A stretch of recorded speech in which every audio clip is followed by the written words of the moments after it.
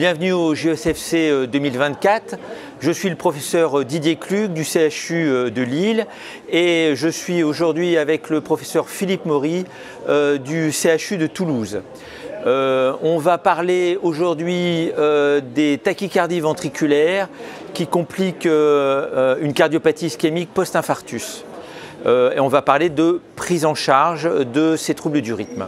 Quelle est la prise en charge de ces patients? Alors, d'abord, il faut savoir que les tachycardies ventriculaires qui surviennent chez un patient qui a fait un infarctus, après la 72e heure, doivent être prises en charge de manière extrêmement radicale puisqu'elles ont une fâcheuse tendance à récidiver et peuvent compromettre la vie, la survie du patient puisqu'elles sont génératrices de mort subite. Donc il va falloir les prendre en charge de manière extrêmement efficace.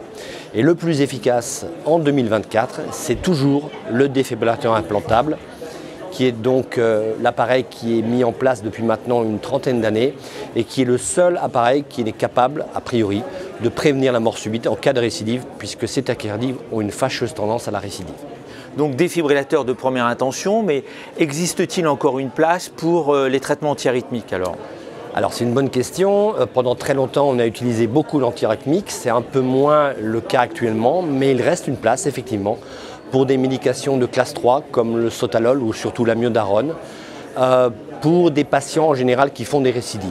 On ne laisse plus, en 2024, sauf exception, des patients d'emblée sous traitement antiarythmique, en sachant qu'il faut optimiser bien sûr le traitement médicamenteux du post-infarctus et qu'il faut que ces patients aient des bêta-bloqueurs.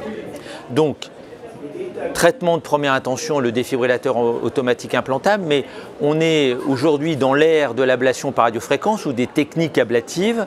Y a-t-il une place pour les techniques ablatives dans la prise en charge des troubles du rythme ventriculaire dans le post-infarctus? Alors, effectivement, il y a une place qui est importante et qui tente à croître avec les années du fait de l'évolution des techniques. Alors moi, je verrais l'ablation, qui est théoriquement un traitement curatif, dans deux cadres.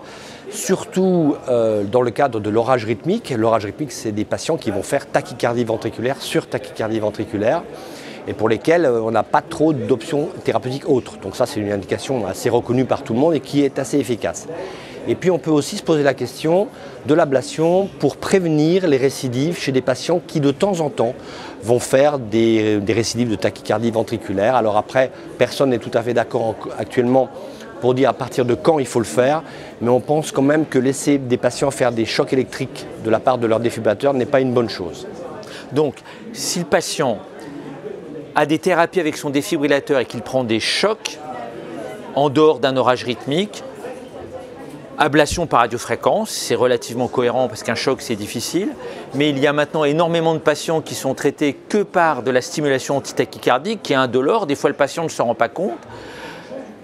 La place de l'ablation, finalement, elle est encore floue. Quelle est la position générale? Alors c'est une question difficile parce qu'il n'y a pas de consensus à ce sujet. On a quand même l'impression qu'il y a des patients qui font des événements assez rares et qui n'ont pas forcément tendance à se reproduire souvent. Et je t'avoue que s'il n'y a pas de choc électrique, c'est des patients pour lesquels il n'y a pas forcément d'indication d'ablation. Après, il y a des patients qui commencent à refaire des épisodes de plus en plus fréquents. Et ceux-là, peut-être qu'il ne faut pas attendre le choc électrique. Donc si on devait conclure, tachycardie ventriculaire du post-infarctus, au-delà de la 72e heure, indication formelle de la défibrillation implantable. Les antiarythmiques n'ont qu'une place de seconde intention chez des patients qui ont déjà un défibrillateur, éventuellement pour gérer des situations un petit peu difficiles. Et l'ablation par radiofréquence prend une place de plus en plus importante chez ces patients. Pour la prise en charge de l'orage rythmique, où là c'est très clair, il faut les proposer à l'ablation par radiofréquence. Et les indications nouvelles sont les patients qui font des arythmies récidivantes, en dehors des orages rythmiques, où là il y a une place de plus en plus importante pour l'ablation, mais place qu'il faut encore définir de façon un peu plus précise. Tout à fait d'accord. Je crois que tu as résumé l'essentiel. Merci beaucoup.